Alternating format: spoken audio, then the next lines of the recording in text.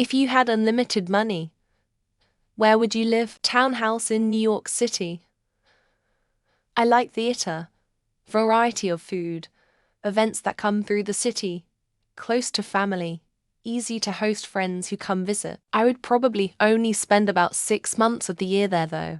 I would also have a cabin in the middle of nowhere, right between a mountain and a lake somewhere in the northeast, someplace remote and quiet where I can just hike and relax. Would probably spend about a week there every few months, like a week in winter, a week in spring, etc. The rest of my time would be spent traveling, constantly visiting new cities and countries.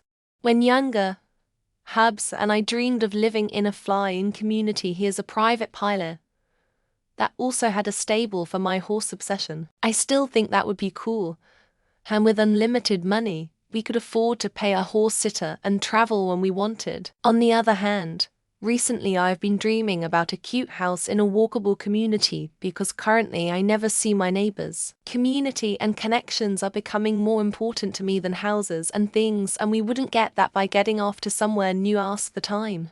Probably in the largest castle ever built in a location, be determined location. I would have a walled town built to and employ a huge staff with exceptional pay. Probably have the best funded medical, scientific, and art districts in history. My wife has demanded a large dog sanctuary with lots of people to care for them, so it would be its own walled section so they can run and play. Might need to make my own country on a nice island somewhere. We'll see how much it would cost to buy part of a country first so I could set up the rules. This is honestly a tough question. The easy answer is to have multiple houses, but for the question to work, I feel like it should be one place only. I'd have to decide between some of the following. Compound in Italy, not too far from a major city like Rome. My own island, probably in the Caribbean or Greece. A few stories tall penthouse in NYC. Huge house in Santa Barbara or somewhere similar. Compound in very rural southern Utah. Own a mountain or two in eastern Montana or Jackson. Way with a crazy cool cabin.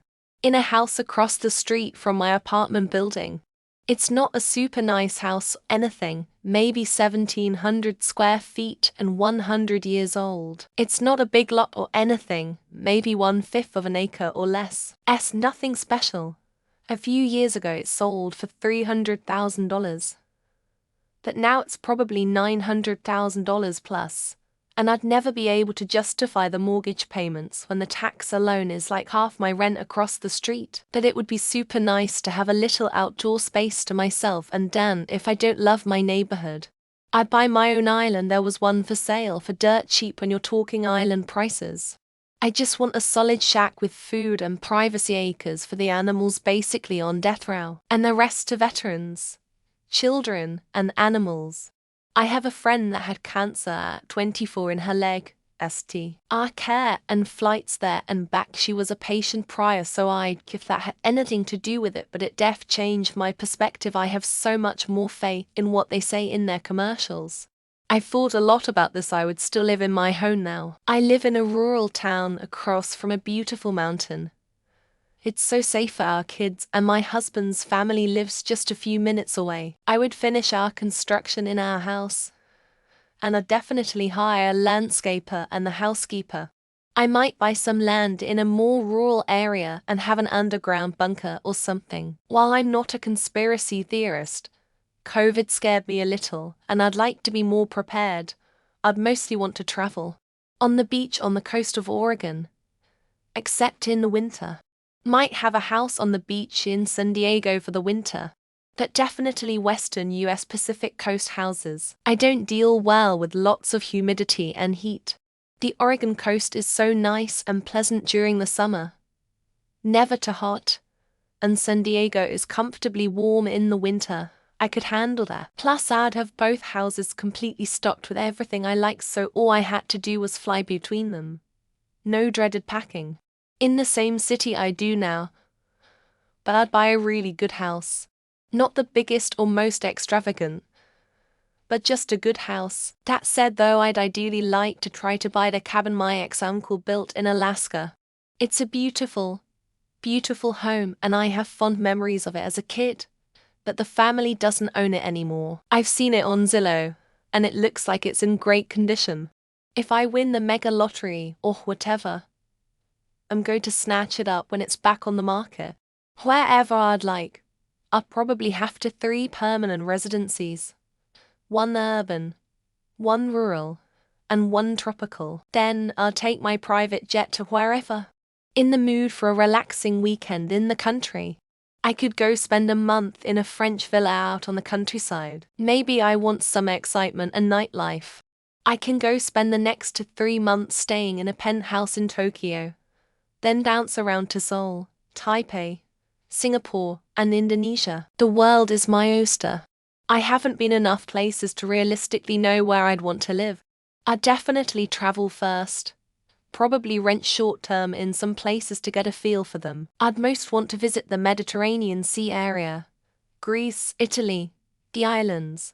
I think I could settle down somewhere there. If the idea is that I can have my perfect home somewhere, I think that's the scenery I'd want, and also access to cities if I choose, without having to live in the heart of one. I'd keep this house as we bought it to retire in, as we love where we live. But we'd have a couple of houses in various locations, generally near a beach. If we wanted to travel around the world, it's easier to rent than have to worrying about owning and maintaining. I know you said unlimited money, but owning comes with hassle, and I don't care about that. I don't need to own a townhome in London or Paris when I can just rent it for a month and move along. Likely a vintage place in Berkeley or Palo Alto. A condo in Manhattan. 1 more place in either Paris or Provence area. We're a bit older, 58, 67. So it gets tricky re-stairs in Europe. But money, besides being the root of all evil, has its privileges.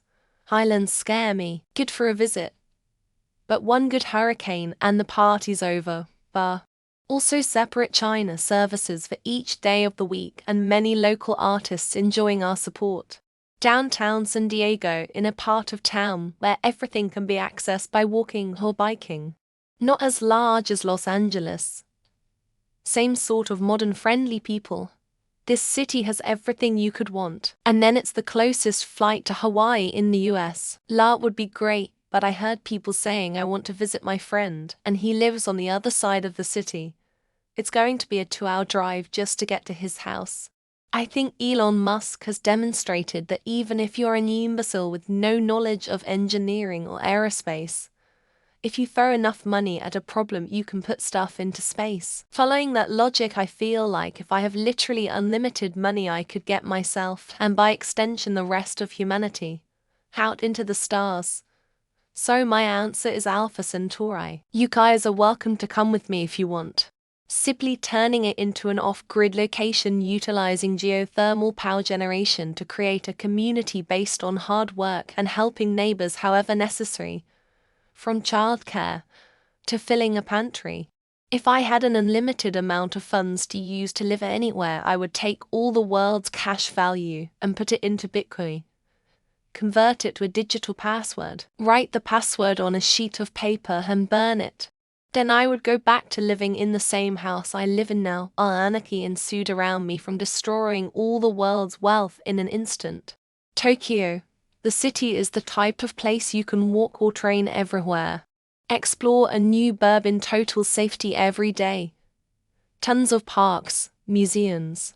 Can get a bullet train to so many places for a day trip. I love it there. Japanese work culture is super toxic though. I would also make half my wages there than I make in America for the same job.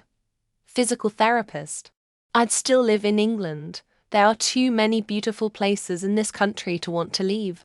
Lived in Manchester my whole life, but the north has many stunning places among York and further. Also there is a place further south in Huntingdon, I think it's called, and they have an area called God Manchester D. I'll just stay where I'm.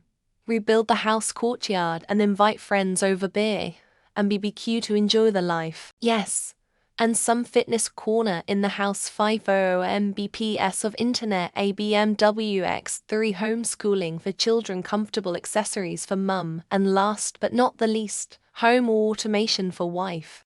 I would buy an island, develop it with green electricity, grow my produce, establish biodiversity research for the surrounding marine area, not commercialize the island but acts as a frontier for research for the seas. My other personality would say we'd rather shop around the world, like my permanent address, pretty much where I live. Except I'd buy out everyone on my private way and the neighboring cul-de-sac. I'd knock down all their houses, except a couple that I'd gift to friends' family. And I'd build my dream home on the property adjacent to my current home. On the moon, of course, it's quiet, gravity is low so I can skip around easily. The view is spectacular and of course I'd have ships coming weekly with new hauls delivered. I'd probably have a giant laser cannon built as well, with a bigger scope on it, just for shits and giggles.